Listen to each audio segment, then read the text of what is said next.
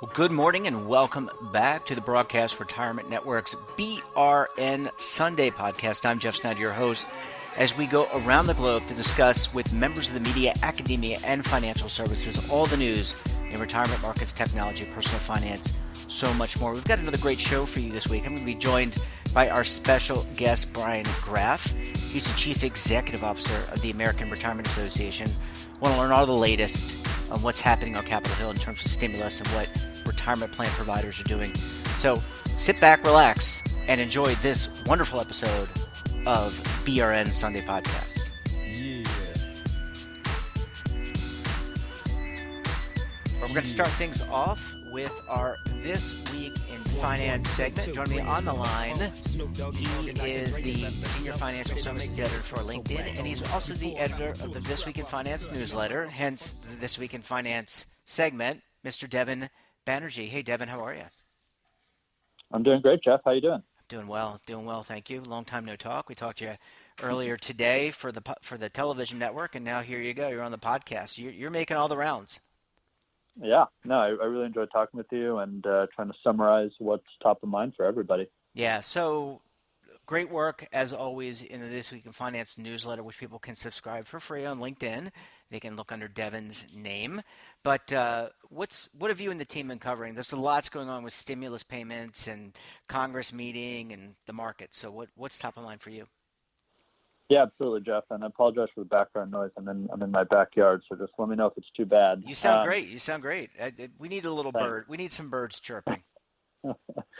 So top of mind is definitely the stimulus bill, as you mentioned. It was on Friday morning signed into law by the president after passing the House and the Senate. So as we did a couple weeks ago, let me just run through some of the top line features of this bill, now law. So it's about $484 billion in size. This provides about $75 billion toward hospitals and healthcare providers, $25 billion for expanded coronavirus testing. And most importantly, at least for small business owners and communities, it replenishes that Paycheck Protection Program, which provides loans that become forgivable if businesses can keep employees on the payroll. So about $310 billion replenished for that program. If you remember, the initial wave of that program, which was about $350 billion in size, did run out at the end of last week. The bill also replenishes the Small Business Administration's disaster loan pool with about $60 billion.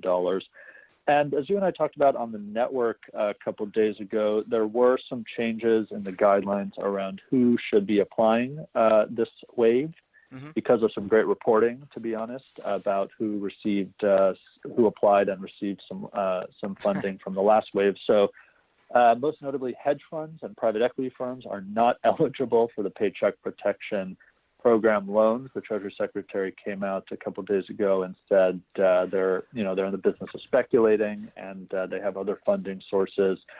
There was also quite the backlash around some large publicly traded companies that have access to the capital markets and other sources of financing. So we saw those big companies like Shake Shack and the Ruth's Chris Steakhouse parent company returning their loans. So there are some new guidelines around that. There's also those lawsuits in the works from some groups of small businesses against the banks that were facilitating or actually originating these loans backed by the government. So you and I talked about that a couple of days ago. Some banks, it's alleged that some of them accepted the applications based on the loan size, meaning they could get a larger fee for arranging those rather than on a first-come, first-served basis as required by the government. So the government reinforced that rule as well. So definitely some good news in this bill. I think mostly all good news. Some people still being left out, but I think we just need, in my opinion, more money appropriated as quickly as possible. Yeah, and I agree with you. I mean, it's got to get to the right people, the small businesses, and I think to your point that we talked about earlier this morning on the network, or at least that was what we talked about on Wednesday for today's show, just to be clear with everyone, that there were some people that got it, shouldn't have. So that it's iterative. It's not going to be perfect. We all know that. Hopefully it gets to where it needs to be. I agree with you, Devin, on that. Yeah, absolutely. So also this week, Jeff, earnings season continued. I know you and I talked about the bank earnings 2 weeks ago. This week, some of the big investment firms started kicking off earnings, including the Blackstone Group, which is the largest alternative investment firm, private equity investor globally, also the largest real estate investor globally. So I decided to tune in for that very early Thursday morning just to get a sense of what they're looking at. So a couple of takeaways there. These are portfolios of private holdings, so they're kind of doing specific valuations per holding. There's no public mark on these like a listed company would. Mm-hmm. But Blackstone put portfolio markdowns almost across the board. Their corporate private equity portfolio down about 22%, mainly driven by energy there, which of course is kind of marked to the public markets where energy has collapsed. Their credit investment down quite heavily, 14%. Some color from the call. Steve Schwarzman, the multi-billionaire founder of Blackstone, says actually even he does not anticipate a V-shaped recovery. And it should be noted he's a close, actually, confidant of President Trump, not officially, but friendly with him and often talking with him by phone. So Schwarzman being very clear-eyed there, saying he's directing his teams not to underwrite a quick recovery in their new investments at the firm. Also interesting was some color on fundraising. A lot of those in the investment community are wondering how to raise money during this time. So, he's saying with existing investor relationships, people you've known for a long time, it's not so difficult. He's been getting used to Zoom, he said. They raised about $12 billion just in March, Blackstone did, virtually, which is quite crazy. But he did say for those first-time funds in the market, those new, investment professionals going out and trying to raise for the first time without much of a track record or without much of a pool of investor relationships, Schwarzman says that's virtually impossible right now. Yeah. So just some interesting color there. That was pretty popular on the platform. A lot of people just looking to Blackstone as a bellwether, basically, for all of what the other investment firms may be reporting soon. Yeah, it's interesting. When you're, as an investment consultant, you're always looking at a 3 and 5 year track record. So if you have no track record in that type of environment, you weren't going to get any assets. I can only imagine what it's going to be like fighting for assets. Even if you had the best strategy, if it's not proven over a period of time, a lot of people won't even screen you in their due diligence. That means like family offices, endowments, foundations, especially pensions. I mean, I think it's going to be really interesting, Devin. As you said, the banks were interesting, and we talked about bad loans potentially. Hopefully that doesn't happen, but with the impact of write-downs on that would be.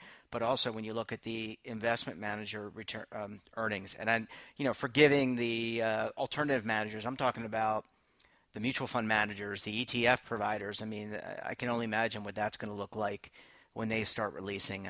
It's not going to be good. So we might as well just set that expectation now. Yeah. No, absolutely. But I just find it interesting that the investment professional entrepreneurs may find a tough time right now. But as you and I talked about last week regarding my interview with Max Levchin, other entrepreneurs, those who are working on software startups around communication or telehealth. We were talking about virtual health last week.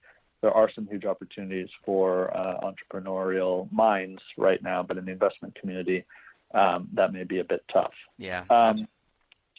So if I can squeeze in, last thing I mentioned, we had a good group of PwC executives speaking with me earlier this week, and just some takeaways.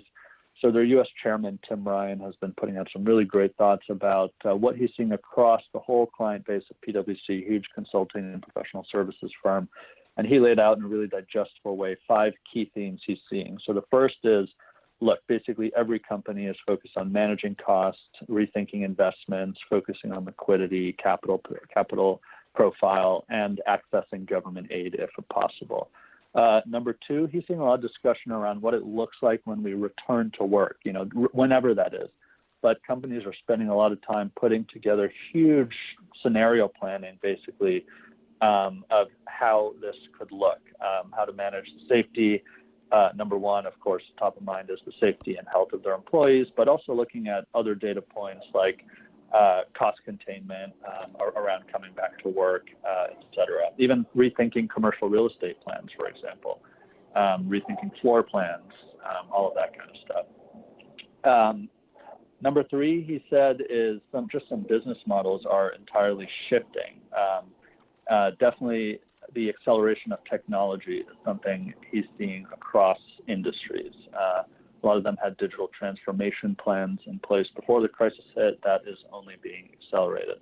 Number four, this is actually interesting, and you and I were speaking about it last week. A lot of companies, he says, by the thousands, are jumping into the deep end on ESG, environmental, social, and governance factors, when they're thinking about how to manage companies, how to communicate with investors, employees, communities where they operate, et cetera.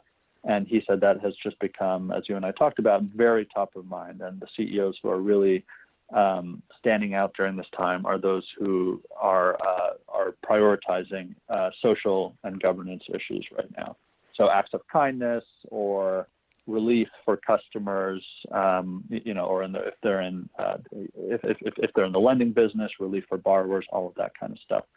And then number five, he mentioned, which I found interesting, boards. The concept of being a board director has really sharpened during this time and come into focus. And he's seeing boards more actively engaged than he's ever seen them in his career, focusing not just on short-term issues, but on long-term strategy with their management teams. And he thinks this is going to kind of wake up there's kind of a whole cottage industry, as you might know, Jeff, about finding directors for boards of companies, and it's a lot of times it's just a cushy position, if I can generalize, where you show up a few times every year and you actually draw a paycheck for it. And he's saying this crisis will really raise the bar on directors on boards of companies going forward. I thought that was interesting. Yeah, it's going to be interesting to see how all this changes, Devin. Lots of change in how people do work, and I think we were talking. We're going to talk to Dan Klein about this, but the first people that are going to go back to work in a lot of organizations are these technology workers, because they've got to lay the groundwork in terms of infrastructure and, devices and how this is all going to work now, because it really has been a patchwork quilt, so to speak, during, the rush to get everyone working from home presents a lot of challenges, and now kind of getting that up and running and making sure it's sustainable under this new paradigm is going to be very important. So more to come on that. Absolutely, Jeff. Devin, always a pleasure talking with you. I love talking with you twice in one day. Well, pseudo, kind of, right? Because we film on Wednesdays, release on Fridays, and then we talk again on Fridays. So theoretically, we're talking. I think we're talking pretty constantly, Jeff. We're emailing and texting all throughout the week, which I love. Yeah, it's amazing. I'm so impressed with I love the work that you all are doing at LinkedIn and keeping us all abreast, and it's a great forum. Well, Devin, I'm going to let you go on that note and look forward to having you back on the program next week. Sounds good, Jeff. Take care.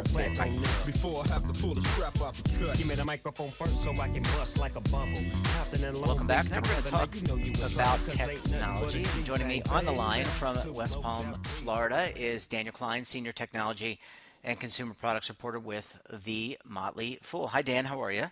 Hey, Jeff. Do I really live in West Palm Beach if the beaches and pools are closed? Well, I guess I was going to ask you, what's it like? How long have you been housebound now? I know you get out to go to do the Motley Fool Live event at your shared space, but how long have you been homebound now? Yeah, it's been like 3 weeks. I mean, obviously, you can take a walk. I meet my trainer and do social distancing workouts where he stands 10 feet away from me and yells at me what to do. But obviously, we're limited. We have a little bit of equipment. I have a few resistance bands kind of things. And, sure. And we do the best we can. So, yeah, it is really weird to live someplace that's absolutely beautiful and all you can do is take a walk. Yeah, well, hopefully things return to some level of normalcy, I guess is the right word, over time. So I think your situation is not unlike, mine or anyone else's. So we'll get through it. At least I don't live in a big city. That's true. Yeah, as someone who lives right next door to New York City, I can tell you we are sheltering in place, quarantine, whatever the right wording. I don't even know what the PC word is. But Dan, I want to talk to you about technology because we had you on the program this week on the network, as we always do every Tuesday. Tuesday is Tech Tuesday, but we talked about computer accessories, etc. But today we're going to talk about broadband, 5G, and timing couldn't be better, right, Dan, for this new technology or this newer technology. Yeah, but buyer beware. So AT&T is putting out press releases saying, wow, our new 5G network now covers, 120 million people. And T-Mobile's running a commercial saying, wow, our new 5G network is nationwide. And the reality is there's no definition for 5G. And these new 5G networks that are coming out are really kind of, call them low grade. They're using existing spectrum, and they're only slightly faster than 4G.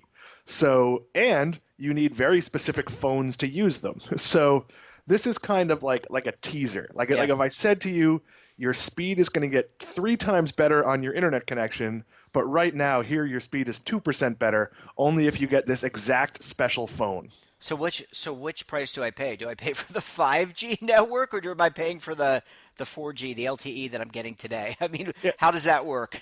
So nobody's charging any more at the moment, so that's an advantage. And I don't think you're going to see breakdowns based on price. T-Mobile has actually agreed to not raise prices for, I forget if it's 2 or 3 years due to their merger with Sprint. Yep. So they're not going to raise prices. There might be some sort of premium access pricing, but where you're going to pay more is phones. When the new iPhone comes out, which would have been September, will probably be October or November, depending on market conditions, that will probably be a 5G phone. You might see at the top of the line a new high price. If dummies like me will pay $1,100 for a phone, we'll probably pay $1,200 for a phone. You are going to see some choice, but you're probably not going to see $300 5G phones, at least in the first go-round. Yeah, and I guess that's the price you pay for this better technology. I guess, Dan, we've talked about how do you find the right provider. I remember us doing a show, whether it was the pod or the network, I don't remember, but I think it was the podcast, and we talked about how do you validate whether or not Sprint, Mobile, T-Mobile, Verizon is better for you, right? And it really comes down to your area that you travel in, your region, right? And that's what I think I'm paraphrasing. Yeah, correctly. it's a little bit hit or miss. So if network quality is absolutely your biggest concern in the most places, then right now you want to avoid Sprint. Sprint is owned by T-Mobile. It will improve. Eventually, they will merge their networks, but that's going to take years. But of the 4, the only one that can't claim we have the best network based on some sort of metric is Sprint.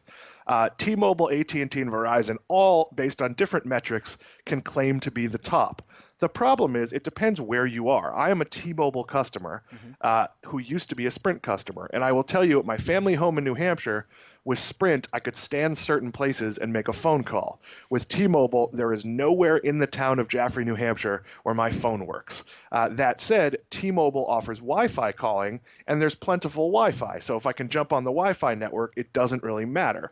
But back when I was a Sprint customer, if I was going out in the kayak, I would put my phone in a little, waterproof bag around my neck. And if God forbid something happened, I don't know, maybe I dropped my paddle and it was going to be a long time to get back in, I could make a phone call or send a text saying, hey, don't worry about me. It's just going to take me a while. I can't do that with T-Mobile. I'm not saying that's particularly important, but if you regularly travel to, Charlotte, North Carolina, and find that Verizon is weak at the hotel you stay at, that's going to matter. So what you want to look at is other customers of those services. It's not crazy if you're out with coworkers and you're considering a switch to ask everybody what they have and ask if they're well covered in the place you are.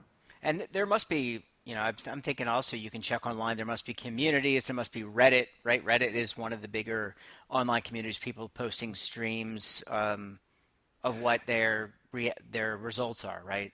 Yeah, it could also be very anecdotal, though, because service in your building might be different than service outside your building. These, and again, if you can jump on a Wi-Fi network, that's probably not a problem. But if you're regularly traveling someplace, maybe you have a second home or a hotel you normally stay in, and you don't get cell phone service, you either have to get Wi-Fi. Or maybe, in a hotel, you have to pay for Wi-Fi. That's often the case at a lot of hotels. Whereas if you have a good connection on your phone, you can use your phone as a mobile hotspot and sometimes not need to pay for the internet package if you're just checking email or doing basic things. So, Dan, how transformational?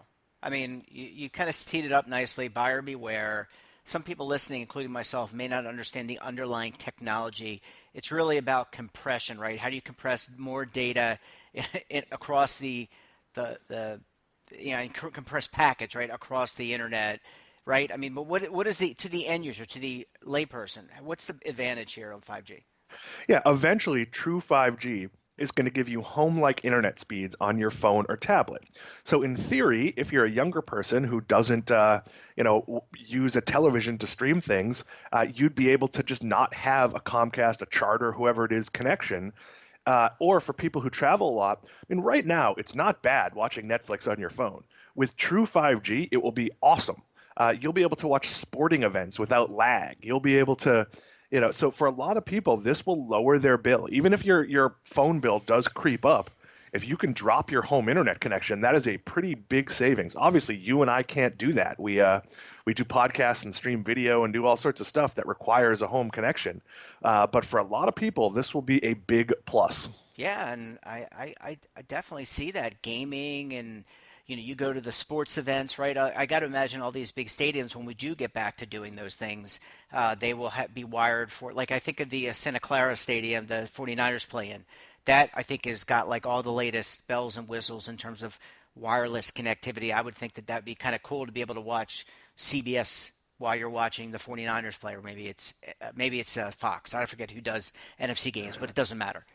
Right. Yeah, I mean, this is going to make your phone or your tablet even more the center of your life, and it should be seamless. But that said, we're probably still a year or two away from big cities having sort of the full promise of 5G, and other places it's going to be longer than that. This is a major infrastructure project, so as you see these commercials, take them with a grain of salt. Now, a lot of people are still on 3G, and for the most part, 3G is fine. So even if you can get 4G and some form of 5G, when you get a phone that takes advantage of it, this will be good for a lot of people. Well, I love it, Dan, and I love the fact that people. It's again another example when you're buying anything to look. You want full transparency. You want to compare apples to apples and make sure you're buying what you think you're buying, because if not, you're just going to be disappointed and you're going to waste your money. And then I think you also have to put down whether or not it really matters to you. Someone who, like you said, someone who does not use the internet other than check messages, maybe browse the web from time to time. They may not be able to take as much advantage of this, but yeah, if you're not watching live streaming video or doing things like Zoom calls on your phone, then you probably don't need this. And eventually, this will just be the default, and you'll have it. But in your next phone, you'll probably pay a premium for it.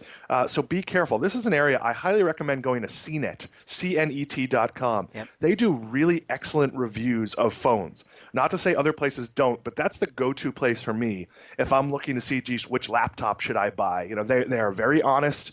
They are not, getting free stuff. If they review something, they have to send it back after. So if you're going to spend $1,000 on a phone, do your homework.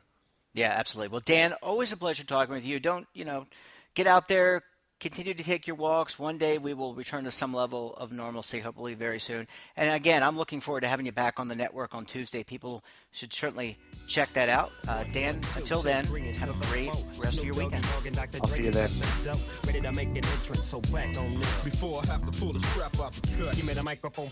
Welcome back, and we're joined now by the Chief Executive Officer for the American Retirement Association, Mr. Brian Graff. Hi, Brian. How are you? Hey, Jeff. How are you? I'm doing quite well. Thanks so much for making time out of your busy day. And I should point out to the audience that ARA is one of the preeminent organizations that represents various constituencies, including employers who sponsor retirement plans, as well as the advisors and so many other parties. So Brian's an important person, advocate on the Hill. Brian, thanks so much again for coming on the program. So I wanted to check in. We had you on the television network it seems like 3-4 weeks ago when we kind of got into this COVID-19 pandemic. We're all kind of quarantined. A lot going on. We had the stimuli bills. But I want to check in with you, what you're hearing, what you're advocating for on the Hill. Sure. No, I mean, there's a lot going on. Obviously, I think everyone's concerned about how this is impacting businesses across the country. Mm-hmm. It clearly is having a dramatic impact on them. Look at the unemployment numbers that we keep on getting on a weekly basis. It's just mind-boggling. Yeah, it's horrible. For anybody listening who's been impacted by that, either being laid off, furloughed, reduced hours, just, very much, you have my incredible sympathy, and I hope you're doing as well as you can be, um, and your family's doing well as well. It's tough out there, and so I think our focus as an organization is trying to help employers, keep things going as best they can. We tend to focus more on the retirement plan element, particularly. You think about a restaurant that has a bunch of employees, has been doing well, has been able to offer both health and a 401k plan to their workers, but now they can only do takeout. So a lot of them are forced to lay off maybe 2/3 of their workplace. And when you do that, you're kind of penalized. There's some special rules that could cost the employer a lot of money, and now's not the time to be imposing extra costs on employers. So what we're trying to do is address those squeeze points, those stress points that will cause employers to think about getting rid of the plan altogether. Because what we find is if an employer terminates the plan, it takes a lot longer for them to get going again, as opposed to maybe shutting off the contributions temporarily. Much more likely to hopefully when the economy picks up again, much more likely to more quickly start essentially re-going with like matching contributions that they were doing before. So that's our objective, is to address those kinds of things where employers are struggling, helping them with all types of costs, including their retirement plans, and making sure that we make it as easy as possible for them to shut the plans at least temporarily down without shutting the plan or terminating the plan completely. Yeah, and I think that's really important, because if you have to shut the plan, you have to file a letter of termination, right, with the IRS. That takes some time, and then to your point, you'd have to restart the plan essentially, and all these things take time, additional costs. People that probably didn't factor in the legal costs, because usually you need an attorney or someone to help you do the filings, all those kind of things, and probably, Brian, just a real step backwards in terms of retirement. I mean, I guess I don't even have to say this, right? But it's a real step backwards in terms of retirement preparedness, all the things that many people, including yourself and your organization, have been advocating for in terms of expansion of retirement benefits and things like that. Absolutely. It's obviously this is a challenging time, and we certainly recognize that people who have, as I was discussing, either been laid off or reduced hours, or spouse has been laid off, reduced hours. As a family, they're facing a crisis, and real, and they need to be able to. It's an emergency. It's a financial emergency, and Congress certainly understood that. We understand that, and so they want to be able to either access the money or take out a loan. And I think I would certainly, for your listeners, either as advisors or as folks who are impacted, try to steer people towards the loans as opposed to the distributions, because loans tend to be returned to the plan as opposed to money coming out of the plan. That being said, either way, it's still money coming out of the plan. And yeah, it's going to have an impact on people's readiness. If you're closer to retirement and you're faced with a situation and you take out a substantial portion of money out of your plan, that's certainly changing your retirement plans later on. And it's, it's an unfortunate situation. This is nothing that anyone could possibly have predicted. And it's certainly, it's a real emergency. And for many folks, it's a dire emergency. Yeah. And as much as it's nice, as much as it's certainly understandable, as some of my colleagues in my industry have been writing recently about how, how is this going to negatively impact readiness in the future? It's hard to really be critical when you've got a family that basically needs this money to live on. Yeah. And I agree with you, Brian, because I think that people have, as we talked about a month ago when you were on the network, people have kind of reprioritized things in their life, right? They've lost their jobs. We have over 22 million, I think now 26 million. I think the job number came out this morning as we're recording this. We're recording this on a Thursday for everyone's benefit. But people have to think about today and now, and it's totally understandable.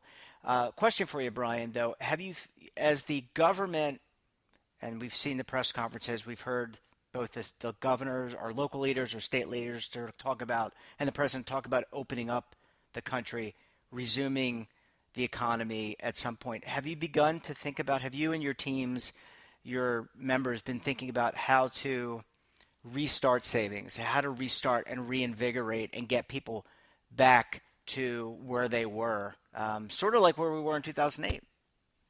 Yeah, I mean, I think right now the messaging and the focus has to be on stay the course. For folks who are fortunate enough not to have lost their jobs, don't panic. Remember, retirement savings is long-term savings. This is don't look at the markets. Don't watch the markets every day. If you're watching the markets every day right now, you're driving me crazy because you have no idea what the heck's going on. So now's the worst time to be looking at it. Don't react, because you're making a long-term play. Mm-hmm. And in the long term, the U.S. economy's going to be strong. It's going to be okay. And that's the way you have to maintain that perspective. So a big part of what advisors, folks who work with employers and with participants are messaging is just, stay calm. That we're going to get through this. We're going to get through this together. And don't react to what you're seeing, because if you do, you're going to negatively impact your future retirement readiness. And then, for folks who are, again, fortunate enough to be in a position where they're still able to have a job and still able to make contributions, this is a great time to buy. Yeah. And so if you've ever thought about reevaluating how much you're saving, now's a good time to do it. And there are, believe it or not, some participants who have been responding to increase their contributions during this time because it's a good time to buy. So it's, or as one female advisor told me who works with a company with female employees, her message to those workers was, hey, everyone loves a sale, and right now the market is on sale. That's absolutely true. Brian, so, go ahead. I'm sorry, Brian. That was a very effective message with that group. Yeah, certainly. That sounds effective to me, too, for me as well. Brian, your organization, I want to shift gears a little bit, and thanks for the update there. I know you all are working real hard. You have, I want to just kind of get a take on some of the things your organization typically does during the year. You have meetings and conferences regularly to update, talk about legislative events, and you would have your Napa fly-in, and that I think generally happens in, I want to say July or June or July. I could be wrong on that. Did I get that wrong? Because I think it's usually that time of year where you fly in. Yeah, no, you're absolutely right. It's in July. And you go in and you meet with legislators and you tell, you basically swarm the Capitol. But how are you staying connected, with your constituency now? I mean, I see you posting things on LinkedIn. Nevin's posting things on LinkedIn. How do you stay connected? How have you adapted and adopted new practices to stay engaged? So we're doing a ton of stuff virtually, just like everyone else is. I think I'm doing a webcast with a firm every day, or close to every day, at least one. I've got one right after this conversation we're having right now. And so that a lot of the communication we're doing, because people obviously can't travel, mm-hmm. Is being done virtually, much like most of the rest of the economy is trying to operate. With respect to the fly-in, what we're going to do is do that virtually too. So we'll have members of Congress participate virtually. We'll do it through Zoom and allow for folks who attend that event to ask questions, and then we'll actually do virtual meetings with individual members of Congress. So like we normally would divide up, and each of the folks who attend the event with a fly-in, which is pretty typical of any industry fly-in, you go to the senator in the state that you live in. So instead of going physically to their office, we're going to have all these different phone virtual meetings with these different members of Congress or members who are from their states or districts. Trust me, members of Congress haven't stopped doing meetings. We're doing, we've been attending virtual fundraisers. Nothing will stop the fundraising train from happening. Certainly no pandemic would ever stop members of Congress from still trying to fundraise. So they're getting quite astute at participating virtually in certain things. And so that's how, like a lot of industries, how we're having to adapt. That's got to be interesting, a virtual cocktail hour. I mean, I've seen people online post, a social hour with their colleagues, but I have to think it's pretty interesting how that would kind of unfold for a congressperson running for Congress or trying to raise money for his or her campaign.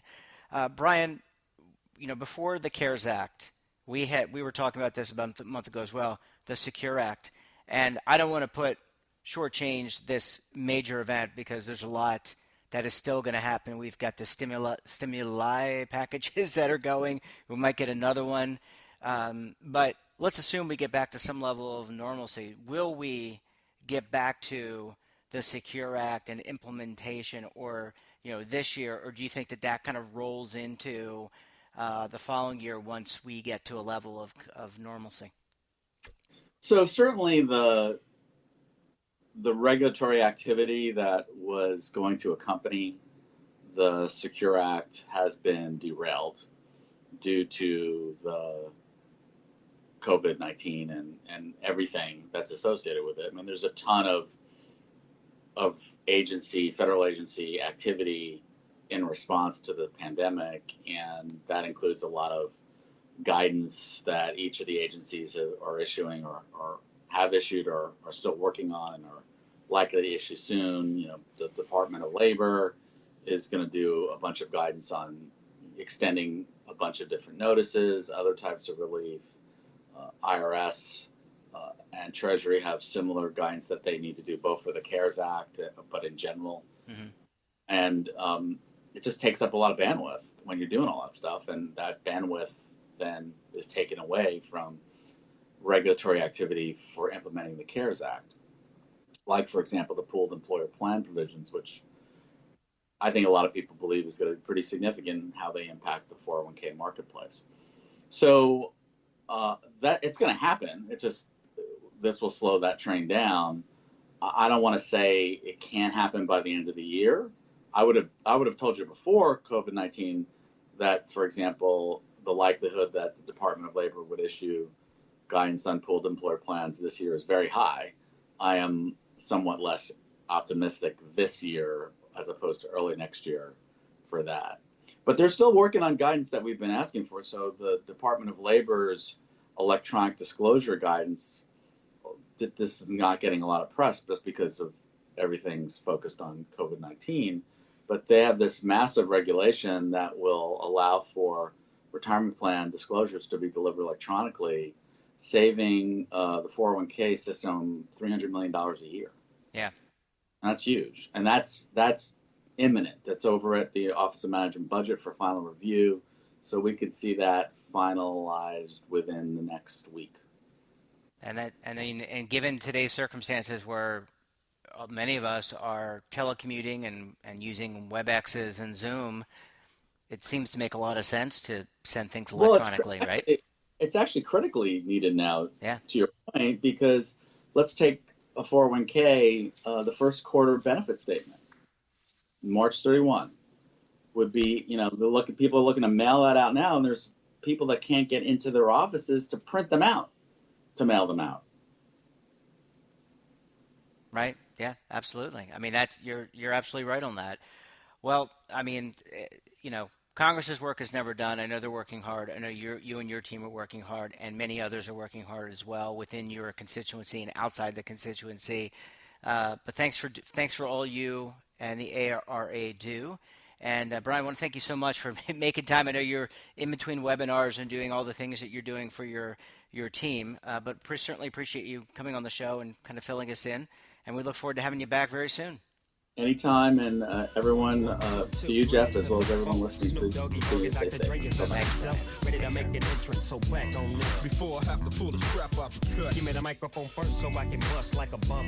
Welcome back, and now we're going to change gears, talk a little crypto and digital currency. And on the line, Kevin Kelly, he's the co-founder of Delphi Digital, cryptocurrency research firm. Hey, Kevin, how are you? Doing great. How about you? Doing okay. I'm doing great. All things considered, kudos to all those healthcare workers out there working on all of our behalves, and Absolutely. Certainly not easy for them and their families. So I wanted to jump in and talk to you about cryptocurrency this week. What's the top of mind? You do a daily newsletter for your constituency. So what's top of mind for you and the team this week? Yes, we appreciate the plug there. We launched what we call Delphi Daily about 2 weeks ago, a week and a half ago. And yeah, to your point, it's just a daily newsletter. Basically, just all of our analysts once a week come out and just talk about something that's kind of top of mind for them, very informal.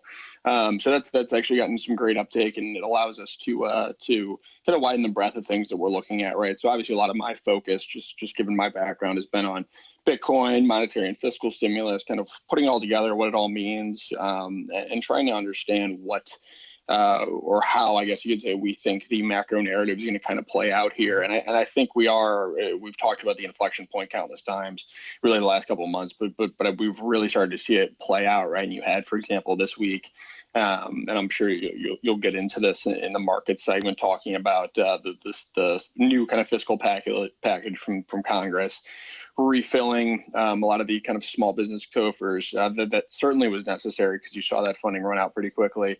And I think just largely, I still think the risk is, a bit to the downside here, in risk assets and potentially in crypto in the near term as well. Just because, again, I don't think you've necessarily seen a lot of what we expect in terms of the potential risk around corporate credit, solvency, things of that nature really start to play out yet, right? And you can look at things like, jobless claims and continued jobless claims, and we're above 25 million people who are unemployed at this point just here in the U.S. Those are certainly shocking numbers, but I still think that the market is discounting this kind of V-shaped recovery, and I just think this post-COVID world is going to be very, very different than the world in which we left it, or I guess you'd say the world in which we saw pre-coronavirus outbreak. So, how has, relative to the market, and we've seen this volatility, the VIX, a reflection of volatility. We've seen this tremendous volatility, and things have seemed to stabilize. But how has cryptocurrency, digital assets, kind of reacted during that same time? Is it correlated, non-correlated, more volatile, less volatile?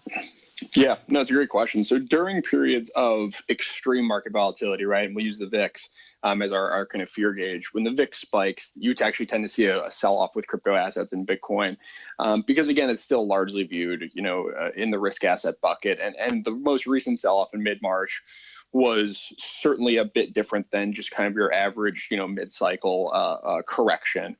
We know that there was a lot of exogenous things that really kind of went into that cross-asset volatility. But by and large, I mean, when traditional markets are more calm, that's tends to be, at least in their limited history, a bit more conducive for Bitcoin and crypto assets to thrive. I think what is interesting, and I actually did a short daily note on this, because the Libra, we talked about Libra when it was first announced, Facebook's Libra last summer, and the team actually came out and updated or revised their white paper, which I can get into some of the kind of key takeaways for us if you're interested. But, we talked about how there was going to be potentially some regulatory pushback, and we saw that when it was first announced. And so the team actually came out last week and revised or updated kind of the model or design for Facebook's Libra, which is trying to be that global kind of medium of exchange stablecoin. Interesting, very interesting. I know that they've kind of nibbled around. They were very interested in cryptocurrency. Then they kind of pulled back a little bit. They had some partners pull back. So it sounds like they jumped back in. One question I wanted, we were talking earlier in the show with Mari Backman around stimulus checks. And one thing that I have read recently, that some Americans have deposited their crypto cash and traded it for cryptocurrency. I want to get your take on that. I Yeah, no. I find that very interesting. Yeah, one of the founders of Coinbase, which is one of the largest crypto exchanges out there, very popular in the U.S. among both kind of retail investors and as well as some more kind of sophisticated traditional folks. But yeah, he had a tweet that kind of went viral, looking at their account deposits basically for Coinbase and the amount that were specifically for the $1,200 range. And he saw a huge spike as those stimulus checks went out. And I think it actually, it went viral because everything in crypto, if it's, potentially bullish crypto, obviously goes viral on Twitter. Yep. But I think it does have some really kind of interesting implications longer term, because when we talk about even the word stimulus, right? Like the fiscal packages and economic relief that's been passed, it's not like anyone's getting rich or really like, stimulating the economy in the traditional way you would think, right? When you talk about like corporate tax and the tax relief that we saw back in 2018, you saw that huge kind of surge in corporate earnings that followed, right? That was more, I would consider it to be, fiscal stimulus, whereas this is really just trying to, again, create that bridge or build that bridge to get the economy, through this extremely rough patch that it's going through. And so stimulus is certainly a bit of a loaded word, I guess you'd say. But I think the implications of, people who maybe continue to either, get a paycheck, or things have just kind of shifted. For example, for us, we've worked from home, but our business is still afloat. Things are still going well for us. And you obviously can't say the same for a lot of people. So it's definitely a time to reflect on just having a job and being employed. But the people who maybe don't even necessarily need that stimulus, they're going to start putting it into, either saving it, putting it into financial assets, putting it into crypto. So again, depending on how, I think that's why this time is a bit different than just kind of your pure quantitative easing, and that you're actually seeing, the idea of helicopter money and direct stimulus to, the end user, the end consumer. So it'll be really interesting to see how that plays out and how that money is actually used, saved, or invested, rather than, being used to put food on the table as it is for a lot of people who are out of work. Yeah, I agree. I think you can kind of play it on both sides, or at least assess it on two sides. One is people very bullish on cryptocurrency. They have some discretionary income and they want to put that towards what they think something that will grow over the long term. And then the other side of that coin is maybe they don't trust the valuation of the U.S. dollar, which, I don't know what it says about the U.S. economy in general. You look around the globe, you look at China, you look at Venezuela, some of these other countries that are looking at digital currencies. I wouldn't necessarily hold up Venezuela as my bellwether by which I measure my currency, but certainly China exploring that, doing a lot of work in blockchain. So, I think it kind of plays both ways. No, I completely agree. And I think even just conversations that we've had more inbound inquiries about just, again, education or trying to understand, Bitcoin and crypto, and both from, your average retail investor all the way up to your institutions in the last couple of months, because to your exact point, people are now starting to really ask questions that I won't necessarily say they weren't asking before, but I think more people are asking the same question now, which is, okay, great, we understand why you're kind of unloading these monetary and fiscal bazookas, right? We see the unemployment rate spiking, we see the economic damage that's taking place. We understand that people need, money to stay afloat, absolutely.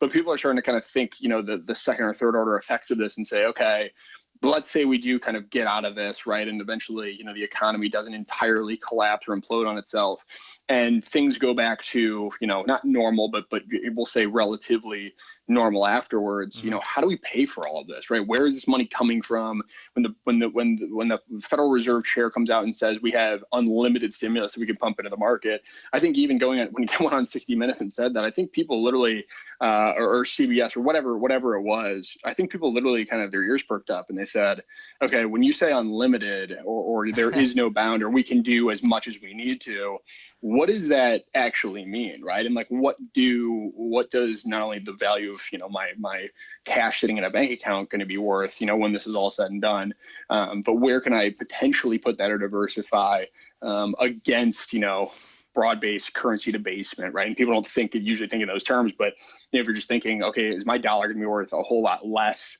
a few years from now or 10 years from now because of everything that's happening right now. And I think that's also prompting people, to your point, to look into alternatives, similar to why gold has gotten or become popular. And you're seeing, ETF flows and things in the paper gold market, see demand certainly pick up, and especially in the physical gold market. I think people are really looking for those alternatives. Yeah, really interesting. Like I said, I mean, I don't know if it's completely correlated, but very interesting to see what people are doing with their stimulus checks and also how digital assets react in this very volatile and differentiating market. Kevin, always a pleasure chatting with you. Have a great weekend, and we'll talk to you again next week. Thanks, Jeff. You too. Bye-bye.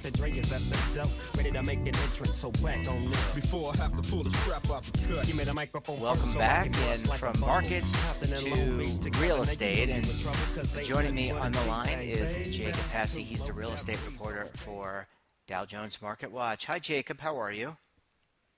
I'm doing as well as I can. How about you? About the same. Really glad to chat with you. As we talked about, I think 2 weeks ago, lots happening in the real estate market, or maybe lots not happening in the real estate market. But wanted to check in, see what you and the folks at Market Watch are talking about this week.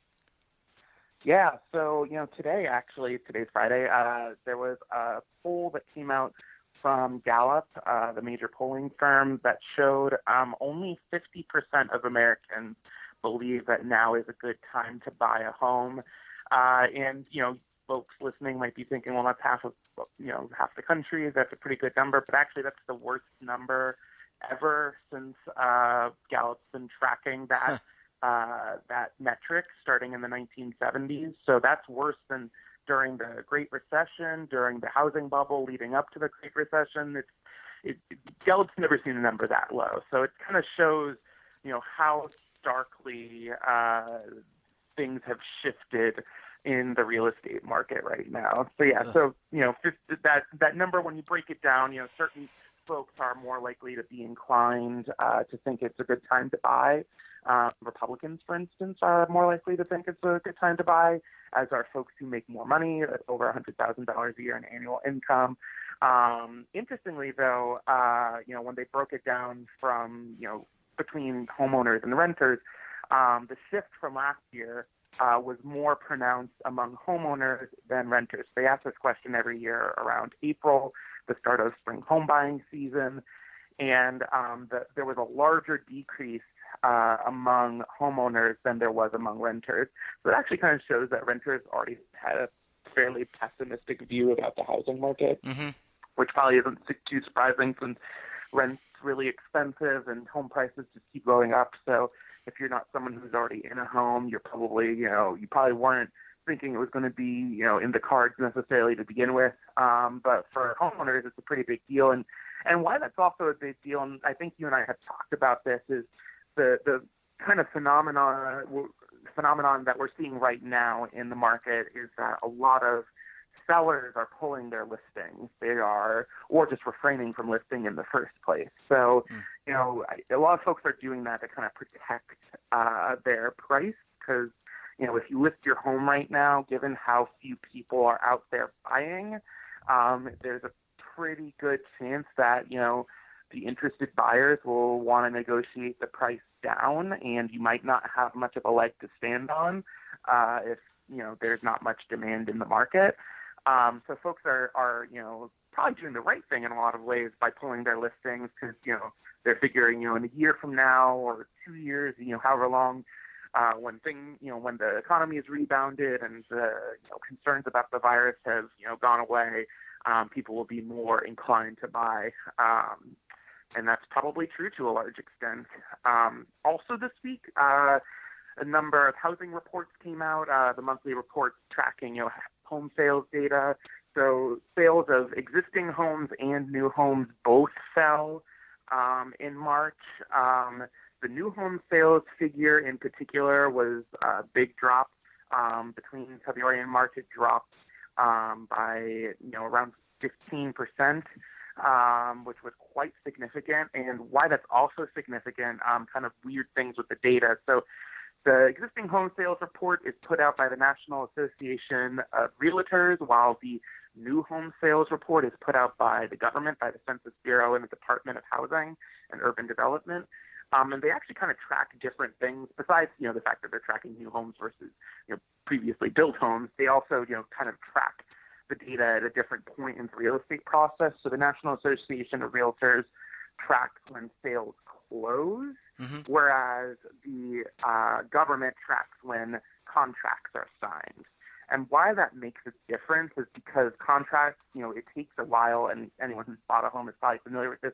When you sign a contract, it can be, a month or so before everything is kind of finalized, the title comes in, all that stuff, everything's recorded with the register. So closing data, so the existing home sales data is closing data. And so the drop in March actually, to some extent, was not that big, in part because most of the activity that was recorded in March was really sales where the contracts were signed back in January and February. The new home sales data, which shows contract signings, that was all activity that actually happened in March. And so you did see a huge drop, because people were just, either holding off on a sale or just unable to sign on the dotted line because of the social distancing measures that were put in place. So it's, a really rough time for the housing market, and it only looks like it's going to get rougher. Yeah, to your point, we don't know what's going to happen. I think a lot of the pessimism probably is a result of what's happening in the economy. People would use that money that they had saved for a down payment, right? If I'm a buyer, I might pull back a little bit. If I may have lost my job or I'm getting a reduced salary, I may pull back a little bit. So I think that probably puts the whole real estate market, which, as you've indicated, this is a very busy time of the year, typically for most people who are trying to sell. This is where it starts to ramp up. I could see that market really softening. And we don't know when this is going to end, right? Because parts of the country are going to open up. We're not just talking about New York and New Jersey and the Northeast. We're talking about the country. We don't know when places are going to open up, right? It's going to be all different times. Yeah. No, and it's interesting because, you bring up the job loss. And the other thing that's going to complicate, things in the real estate market is it's getting harder to get a mortgage right now. So, lenders, I think you and I have talked about how much pressure they're under. They're putting out forbearance requests after forbearance requests. They, are, really tight on cash. And then the other issue that they are facing, lenders are facing, is it's really hard to judge whether someone is going to be able to, pay their loan back right now because of the kind of unique economic situation we're in. So I spoke with some lenders, and a lot of lenders, are by law, lenders are required to, verify a borrower's income at least 10 days before the loan is closed, or at a maximum 10 days before the loan is closed. They have to do it, within, and that was a rule put in place after, the financial crisis back in 2008, because there were all the, loans being done without any income verification or employment verification. So they have to verify that, within 10 days of the loan closing. But a lot of lenders are telling me they're actually doing it the same day now, because from one day to the next, someone can get laid off right now because of how crazy the economy is. And so because of that, they're doing all these verifications, and they're also, raising their requirements. You have to have a higher credit score at many lenders now to be able to qualify for a loan. That kind of was a change that was ushered in by JP Morgan. They raised their minimum credit score for pretty much all their loans, with, a couple exceptions here and there, to 700. You have to have a 700 minimum credit score to qualify. They also, put into place more stringent requirement for down payments. So, a lot of folks in recent years have been able to get homes with as little as a 3% down payment, but JP Morgan, for pretty much all their loans right now, is requiring at least 20% down. So those are much, higher hurdles to clear. And it's going to be, so, when you turn that around, if it's more difficult for people to get a loan, then you're looking at the fact that, people who may still want to buy, despite the crazy world we're living in right now, may not be able to if they can't get the financing lined up. Yeah. So I think that's, another issue to keep in mind. It's a really tough world if you're trying to sell a home right now. Yeah, the uncertainty is not good for a fixed item like a house, and I guess we're just going to have to see how this all kind of plays out. Jacob, always a pleasure chatting with you. Stay safe, and look forward to having you back on the program next week. You too. Yeah, talk next week. Bye-bye. Snoop Doggy Dogg and Dr. Dre is at the dope, ready to make an entrance, so back on up. Before I have to Welcome back, and now we're going to shift gears to talk personal finance. And joining me on the line from her home in New Jersey is Ms. Mari Backman. She's a personal finance reporter with The Motley Fool. Hi, Mari. How are you doing? I'm hanging in there, Jeff. How about you? Doing as well as can be expected. Just sitting here, doing work and recording the podcast, doing television stuff, all things in between with my lovely, beautiful bride. So doing okay. But a lot going on, obviously, outside our homes. And wanted to check in with you and the folks at the Motley Fool for what's top of mind. So one thing that I'm hearing a lot about is these stimulus checks or stimulus payments that have started going out. They're actually going out in both check and direct deposit form. If you are waiting on a check, it means you haven't gotten it yet. But some Americans are already seeing that money in their bank accounts, and that's a very good thing because a lot of people are out of work or their hours have been cut, and they could really use the money. So, Jeff, a lot of people have been asking me questions about the stimulus and how it works, so I thought I'd maybe just run through a couple of things that I'm being asked this week. Sure. Might apply to other people. So absolutely. Go ahead. Some people are confused as to, why they got a payment, but it wasn't the full $1,200 payment they were expecting.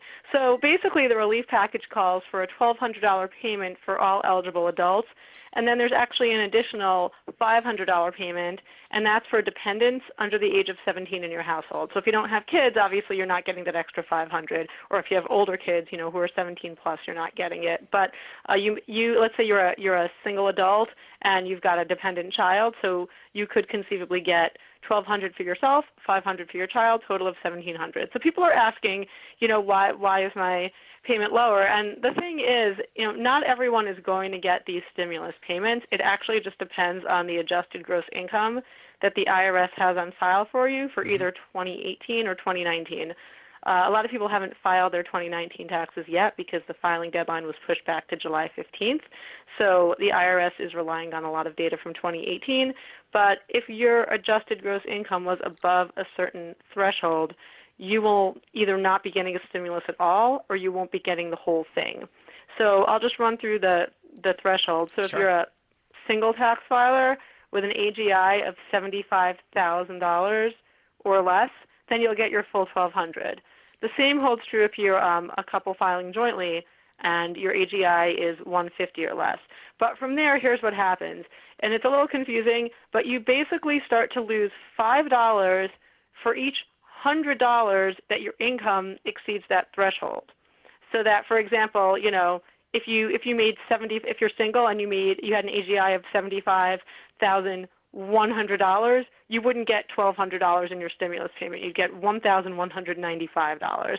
The math is making my head spin too, Jeff. But the point is just, there is a phase out for the stimulus. So so if your AGI was above the levels I just mentioned, again, you either won't be getting a payment or you won't be getting the whole thing. So, and that's great. I think that clarity is needed. I think there's still a lot that's being worked through. And do we have a sense for when everyone? So, if you have do we have like the dates when things will be released? Has that been published yet by the Internal Revenue Service? Because some people, I think, have registered and they're eligible, but they don't yet have a payment date on the GetMyStimulusPayment.com website. Yeah. So it's a work in progress, and I've heard that the tool's been a little bit glitchy. So first, let's just talk about the fact that roughly 80 million people should have already received their stimulus cash. So that's a good thing. And anyone who's getting that money via direct deposit should hopefully start to see it pretty soon. People who are not registering bank account details with the IRS and are waiting on a check, those people may be waiting a while, Jeff. Paper checks are already going out, but they're only issuing, I think it's something like 5 million a week, which sounds like a lot, but it's not, considering all the people they need to send money to. So they're actually saying that it could take several months for all people who are eligible for the stimulus to get their money if they're waiting on a check. So I would really just urge anyone who, has the option to, receive direct deposit. I mean, banks are online these days. You go and you get your account number, you look at your routing number. The IRS has a tool that you just kind of plug those numbers into, and you could get your money a lot sooner. Yeah, that's a really good recommendation. So I think the expectations need to be that this is a work in progress with a lot of these things around the pandemic and from the health side as well as the financial side. Mari, do you have a sense for what people are using these stimulus payments for those that have gotten the 80 million that have gotten them? I'm assuming it's for basic needs, but maybe you have some clarity around that. Right. A lot of people are using that money for basic needs, food, medication, and whatnot. But then, of course, you have those people who aren't out of work, and for them, this is basically just a $1,200 bonus. What I would tell those people is, listen, check your emergency fund, see how well you're doing there. You, generally speaking, want about 3 to 6 months' worth of living expenses in the bank, just to protect yourself in case an unplanned bill falls in your lap or you do lose your job.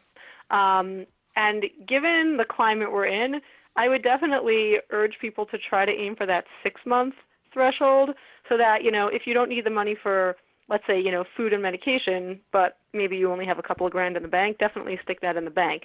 If you're good on emergency savings, there's a lot you can do with that money. You can pay off some debt, or you can invest it. You can donate some of it. I've actually heard that a lot of people who don't need their money are at least donating some of it to try to help out during the crisis, whether it's a specific charity, or maybe I'm hearing that people are, giving money to food banks or are donating supplies. I'll tell you one thing I did. I didn't get a stimulus, but one thing that I just did recently that made me feel good. I have a friend who was sewing masks for essential workers, not healthcare workers, not the people in the hospitals, but people who work in, supermarkets and delivery people. We need those people right now, and a lot of them, unfortunately, are not getting the protective gear they need. So she's actually been going around to local area supermarkets and dropping off masks. So I basically just kicked some money into that effort, since I don't have the ability to sew and nor the time or patience, Jeff. But instead, I Venmo'd her, a chunk of money. I said, well, here, you're doing the work, but let me help you out with the supplies so you can help other people out. So I think people will, as that money comes in, I think people will be relatively generous with it if they realize that, they're doing well enough financially that they don't absolutely need it. Yeah, that's obviously a good suggestion. Mari, I want to shift gears in the remaining time we have on our segment. You're a mom, you're a partner with your husband. I want to maybe if you could share just how you and your husband are balancing working, keeping the family moving in terms of providing food and whatnot, and also helping to educate your children every day. I would imagine that this is a really difficult time for parents out there, especially with young children. Yeah, so my kids are pretty young. My oldest is 8, and then I have twins who are 5, and that's in some ways that's a good age for this situation. In some ways it's a bad age. It's a good age because I don't have to worry about them falling too far behind academically. They're not taking advanced high school courses or anything like that. So, in that regard, I have it a little bit easy. On the other hand, children that age can't necessarily learn independently. And especially with the technology, the way the online schooling is working, it's a little tricky because there are these slides that you have to go through via Google Classroom to get your lessons, and sometimes you click the wrong place, and then it's like then you lose your slides, and things are being uploaded in different folders and different places, so it's a little tricky to just find the work that you have to do. One of the things we've done, though, is we've gotten our kids on a schedule where we basically sit them down at their laptops after breakfast. And we do that because we figure it's early in the day, they have the patience to sit and focus, and we'll sort of go through things with them, and we'll show them what they have to do. My younger ones don't really have schoolwork, but my older one has schoolwork. So we'll show them what they have, we'll show him what he has to do. And basically then, we'll sit down and try to do some work ourselves. We actually capitalize on those hours when our kids are doing their online learning because we figure they're occupied and they're not bored. So that's when we try to do a lot, my husband and I, obviously with the understanding that we're going to get interrupted if, one of the kids has a question or, experiences technical difficulties, which definitely have popped up. My daughters, my 5-year-olds, they do a lot of Zoom meetings, and sometimes it'll freeze or the volume will drop out, and they'll start screaming, "I can't hear anything!" So one of us has to stop what we're doing and run. But Jeff, I'd say that for anyone who's in this situation now, I think really, the best you can do is try to get on some sort of schedule. Try to capitalize on those moments when your kids are occupied. And I think you have to schedule some time in your day to spend time with your kids. As much as it pains me on a busy week to say, all right, I'm taking a 2-hour chunk in the middle of the afternoon, we're going to do lunch, we're going to make a snack together, and then we're going to go, play outside for an hour. It's not always easy for me to give up that chunk of time, but A, it's important to the kids, and they need it. And B, actually, I often find that if I just invest a little time in keeping them entertained, that'll actually pay off, because then after they've been running around or riding bikes outside for an hour, they're tired and they're sort of okay with just chilling and playing with the toys in their room or in our playroom. So I've been doing that, and it's been it's been working out pretty well, I'd say. Yeah, a lot of credit to you and other parents, and I know these are challenging times for so many Americans, and I can only imagine parents already have a heavy burden, a good burden with mentoring and developing their children, and this is really putting that to the test. Mari Bachman, always a pleasure chatting with you. Thanks so much for joining us on the program this morning, and we look forward to having you back on very soon. Thank you, Jeff, and everyone stay safe. Thanks, man. Bye. All right, bye. Welcome back, and now we're going to shift gears, talk healthcare. On the line, she's a correspondent for Business Insider, covers healthcare. Lydia Ramsey. Hi, Lydia. How are you doing? I'm good. How about you? Doing well. Thanks so much for joining us. I know you're incredibly busy covering what's going on in New York and beyond around the world with the pandemic, and wanted to check in with you. And I should also add that Lydia and her team author Dispensed, and that is a newsletter that's published every week, and you can find it on the Business Insider website as well as LinkedIn, right, Lydia? Did I get that correct? Correct. Awesome. Yeah. So what's top of mind for you all at BI this week? Yeah, a bunch of things all at the same time. It's a lot of continuations of things. I think the U.S. is trying to figure out how to reopen, and so a lot of folks are trying to figure out how to reopen safely, what that means, what kind of testing needs to be put in place, what kind of parts of society get to be, off of lockdown first, things like that. But one of the things I've been looking at really closely has been, as we see patients still be seriously, severely sick with COVID-19, doctors are seeing a lot of really curious complications show up. One of the big ones that I've been zooming in on has been clotting issues that are showing up. This is like blood clots forming in the legs, in veins, and in the lungs. And, that can have really bad implications, right? You can have a stroke, you can have a heart attack caused by blood clots. And they're not uncommon. You see this happen all the time in ICU patients, because you're sedated, you're on a ventilator, you're not moving very much. So it's possible to get these clots anyway, but I think doctors are realizing that there's more of a higher incidence of this, and it's really, they're trying to figure out what to do about it. We don't really have much evidence of what to do, and we see this in COVID-19 specifically, since it's such a new disease and it's caused by this new virus. So that's been really interesting. Another really interesting symptom that's been popping up, mostly in a lot of otherwise healthy people, has been something called COVID toes, which is this kind of frostbite appearance on the toes. And it's happening a lot in teens and young adults who are, like I said, otherwise pretty healthy. So people are wondering whether or not this is another symptom. We heard a lot about how loss of sense of smell became a symptom quite quickly, especially in asymptomatic people. Maybe this is one too. So that's been a really interesting couple of rabbit holes to fall down. COVID toes, and then COVID toes. That is very interesting. I'll have to check my toes at some point after the podcast.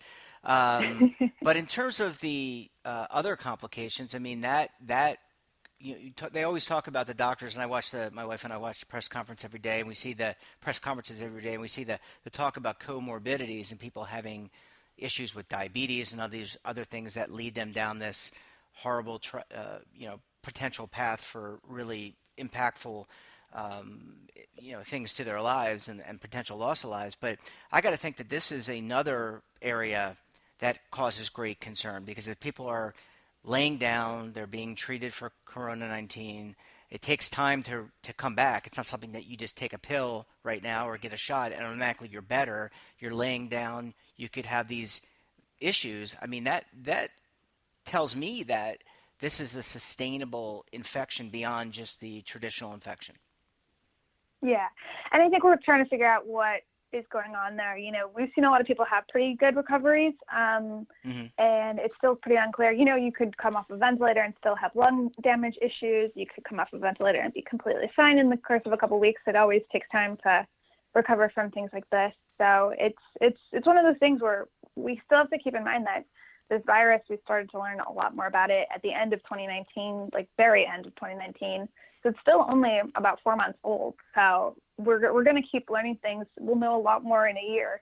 Whether or not that's helpful in a year remains to be seen. Well, I think that's why we have to go very slow in terms of opening things up, and why, to your point earlier about reopening in certain select areas and making sure that happens, because we don't want to have a resurgence of the disease and then get more people sick. Very interested to get your opinion. I mean, before all this happened, we were talking about healthcare mergers and different. I think we had talked about Theranos at one point last year, and what that was. So you have a very diverse background. Just wondering about some of the fintech, or not fintech, but technology and biotech industry, their response to this, the finding of a virus, more testing, all those kind of things. Any interesting tidbits there? Yeah, I mean, I think a lot of might be going into this was completely turned on its head.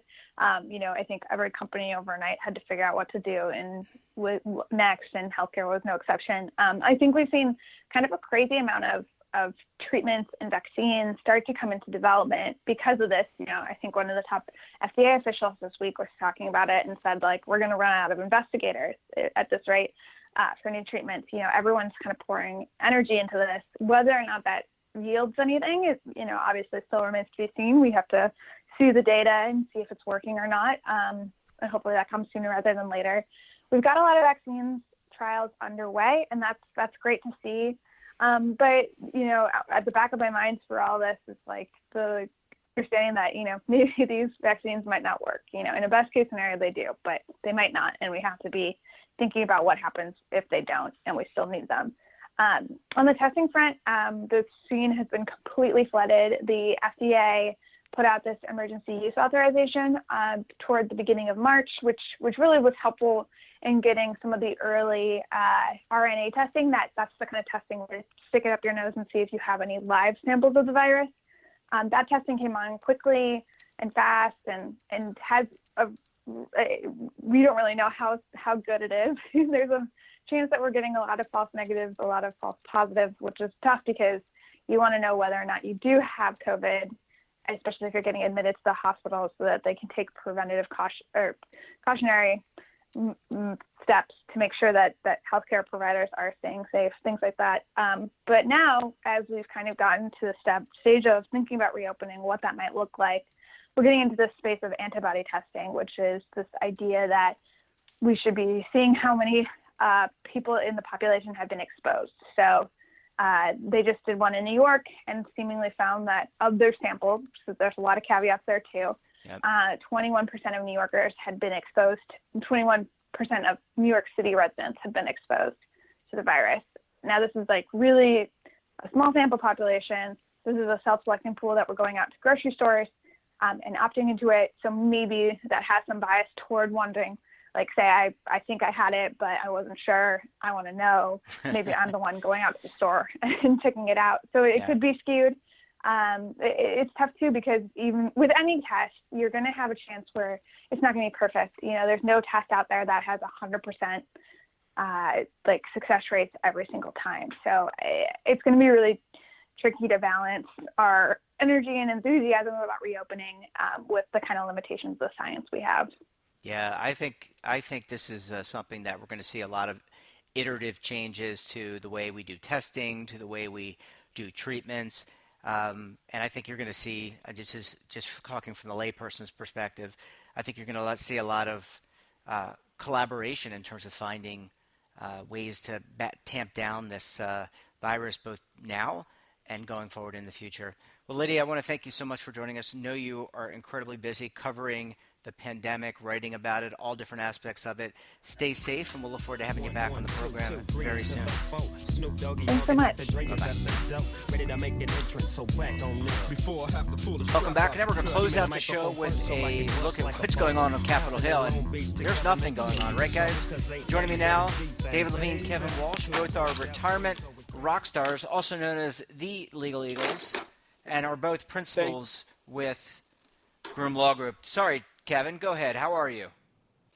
We're doing well, Jeff. Thanks for having us on. I think this week there was so much activity, not just on Capitol Hill, but all around the district, that we're going to hit on a handful of topics this morning. Wait, Kevin, you're saying we're saying there was activity? Haven't you heard about the stay-at-home order? Are you violating it again? I mean, David, I'm essential. Are you not? I don't think any of us are truly essential, but that's an existential discussion for next week's Deep Thoughts with the Legal Eagles. So who wants to start? Are we going to talk about stimulus, guys? I guess so. Kevin, I guess I'll start really brief. Yeah, so I'll start. I'll start with stimulus then. If we're going to do that, one of the big issues that we've been talking about has been the Paycheck Protection Program and the Economic Injury Disaster Loan Program. And these are two programs run out of the Small Business Administration that are designed to help kind of employers with 500 or fewer employees meet payroll and kind of get through these trying times with kind of all the close down orders, all the shutdown orders, and the stay-at-home orders, and the coronavirus, not just the orders themselves. And about a week ago, those programs, these loan programs, these grant loan programs ran out of money. So it looked like small businesses that got their applications in early, they were going to be okay, but small businesses that got their loan applications in late, there might not have been more money for them. And Congress replenished the pot. So they put roughly another $350 billion in to the two programs. So there's more money for small businesses. Additionally, Treasury's issued some guidance reminding kind of big publicly traded companies that even if you can technically fit into the definition of a small business, so kind of the Potbellies of the world, because they waived the franchise rules, that if you're a big publicly traded company, you're not what they mean by small business. And that was kind of big news this week. David, do you want to talk about some of the other big news around town? Sure. The news around town is not always in Congress. Hot off the wires in the past couple of days has been the news that Preston Rutledge, the Assistant Secretary at the Employee Benefit Security Administration, media reports have it that he is stepping down. And as of June 1st, we will have an acting Assistant Secretary in Gene Wilson, who is currently the deputy. That's a big change because obviously leadership change in EBSA could impact direction, although, of course, Gene and Preston have been working together for a while, so I wouldn't anticipate major changes. But it also just highlights one of the key things that's out there. Of course, is as we come to the end of whether the Trump administration as a whole or the first term of the Trump administration, this is typically a time where you see a lot of personnel turnover. So it's very possible this is just the tip of the spear, and we will see more changes as it comes. In terms of impact on guidance, I'm not thinking much, but at the same time, it is a change. Kevin, anything to add there? I mean, I don't have anything to add from this standpoint. I think there's probably be a fair amount of continuity. Deputy Assistant Secretary Gene Wilson worked with Preston with Assistant Secretary Rutledge for the past 2.5 years. So we would anticipate that kind of the agenda would continue.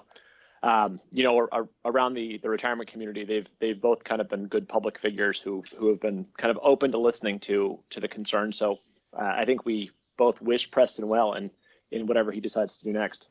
I agree. I think both as the Assistant Secretary and Deputy Assistant Secretary have definitely been out there a lot. So I don't think much is going to change, and so it's something to move. But Kevin, I'm going to swing to the last item on the list for this week, which is of course, now we're getting in the weeds. Unrelated business income tax liability. Tax reform a couple of years ago changed up the rules that was relevant for pension plans and endowments and such, that basically said for doing your UBIT, you look within each sort of separate line of business. That means if you have multiple unrelated business activities, you couldn't net all the gains and losses to come up with one number. That meant you could have UBIT liability running across different lines of business. It could drive up tax obligations. Just this week, we got some guidance out of IRS that basically has some good language in it, especially in the retirement space.